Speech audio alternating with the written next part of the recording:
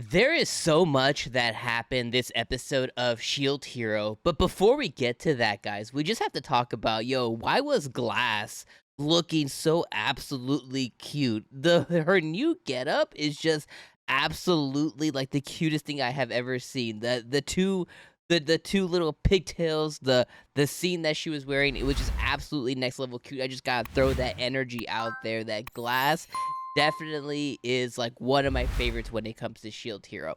All right, now that I have that out the way, there's a lot to break down this episode of Shield Hero, like because there was just so much that ended up happening this episode. When I opened up the Crunchyroll app this morning and I saw that this episode was named 𝐒𝐻𝐻𝐼, I was immediately excited and kind of confused, especially because of the way that we left off on last episode. So the first thing I thought of when I opened up the episode today is because it is named 𝐒𝐻𝐻𝐼, my first thought was we're going to get some backstory. We're going to get some additional context as to who 𝐒𝐻 is, or maybe like what her purpose is here, why she appeared in front of the Shield Hero, just a little bit more. And I think that the episode definitely delivered on all of that and also gave us kind of like a cliffhanger and like a little question kind of at the end of the episode. So I think it definitely delivered on what the episode was called. The confusion, though, that I had this episode, or at least the confusion that derived from it, is because last week's episode, we got left off on Glass, Therese, and L'arc being reintroduced they're in the spirit tours themselves. And this episode, we got to kind of find out why, but we didn't get much more context kind of really beyond that. There's still a lot of questions that I continue to have when it surrounds the people from the other world. And those questions still continue and will kind of like continually be the facts that, how are they here still? Like, how do they travel to and from their world? How are they able to just travel here?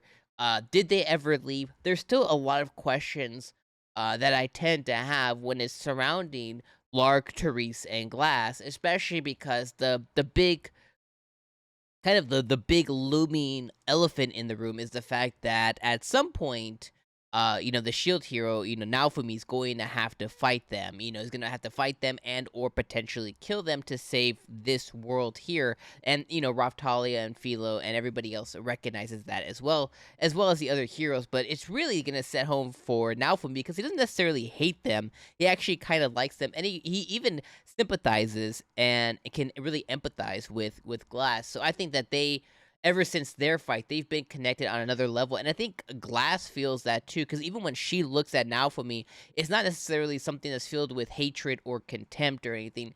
It's an inexplicable feeling that you get as a viewer watching them kind of like interact with each other. So there's definitely something there, but they were definitely and did definitely get connected on like another level when they ended up fighting, when Naofumi was kind of like shown her world and what they've been going through the waves and everything. So very interested in there and can't wait to see more, and hopefully those questions, those looming questions that I've been having when it surrounds them, hopefully those get answered. But again, taking a few steps back, this episode was focused around 𝐒𝐻, and the major cliffhanger that we got this episode was the fact that 𝐒𝐻 is actually more than a host or a familiar.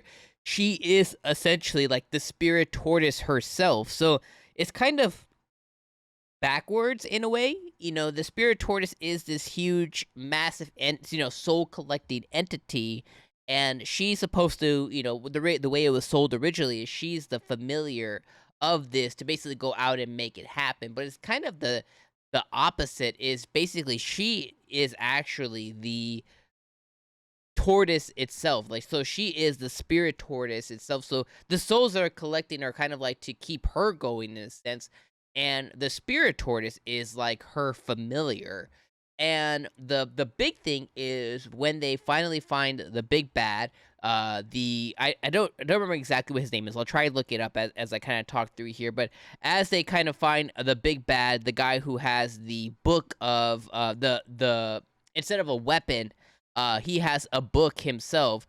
So instead of essentially um instead of essentially like just kind of going after him, we found out that since 𝐒𝐻 is the spirit tortoise herself, Well, what does that mean? That means that at the end of the episode that Naofumi and Risha and all them kind of realized that when they didn't destroy Ost, like that was their chance to kind of like destroy the spirit tortoise and destroy the heart, because essentially, because she is the spirit tortoise in a sense, she is the core, and she's the kind of like the core of all this. So they basically been traveling with the very thing that they have been setting out to destroy, which I find extremely interesting.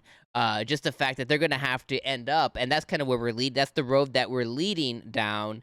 Is we're going to have to end up making a choice and a decision as a viewer, and then obviously Naofumi's gonna have to make a choice as a hero on whether or not he's gonna want to destroy Ost, and they're gonna have to make that choice, right? Raptalia, Philo, and Risha especially have already kind of made up in their mind that they're going to try and do everything that they can to avoid that, which might be more plausible now that Ost is the actual spirit tortoise versus the spirit tortoise itself. In my mind, it makes sense that the spirit tortoise can actually be destroyed without destroying the spirit tortoise if Ost is actually the spirit tortoise herself. So that actually gives me hope.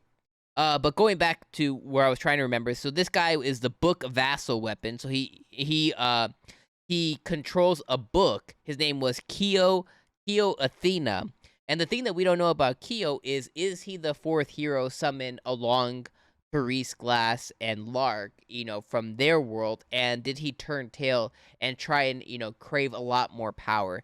That's kind of the vibes that I'm getting from this guy, essentially, is I'm thinking that he is not only from their world, he could have been a hero alongside them, but he made a decision to where he was like, okay, I'm gonna go and do my own thing. This is what I crave for. This is what I want. I want more power.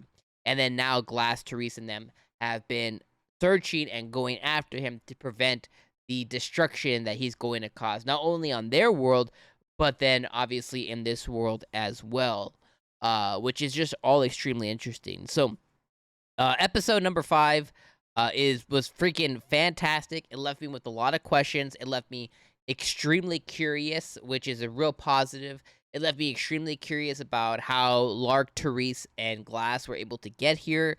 It left me curious on if Kyo, or whatever his name is, if Kyo is from another world, if he's from their world, how was he able to travel here? What do they know about these interconnecting, linking worlds? What do they know that we don't know yet, that Naofumi doesn't know yet? That's a big question. And then on the opposite side of it, with Ost being a familiar, having her familiar tag, maybe actually being bonded with the Spirit Tortoise, but the Spirit Tortoise actually being her familiar as opposed to the opposite way around. What is that going to mean for our party? What's that going to mean for Naofumi's huge decision? What's that going to mean for the future? Is there a way that Ost can make it out of this, and the spirit tortoise Ost can actually be a part of solving the issue as opposed to being the issue? The main thing though that we're all gonna have to kind of get over, including the people of this world, is the fact that regardless of what ends up happening, if she ends up making out of this, is that she did still take a lot of lives, including a lot of the lives of the people around her currently, and they and her are all gonna have to make peace with that. But a fantastic episode. I think the Shield Hero is getting really good. I could do without the 3D animation, but regardless, it's here. It's very minor, so it's the least worries. It's the least of my worries essentially, and I hope it's the least of your worries as well, because I'm just having a great time watching Shield Hero. So let me know what you guys thought about this episode down in the comments below. Let me know what you think about how Lark, Therese, and Glass are able to travel to and from, along with this Kyo guy. And let me know in the comments, or instead, let me know in the comments what you think is going to be the future of Ost Harai. And if you know, because you're a source material reader, don't put down any spoilers. All right, my friends, I'm going to see you guys next week for episode number 6 of Shield Hero. I'll see you guys on the next one.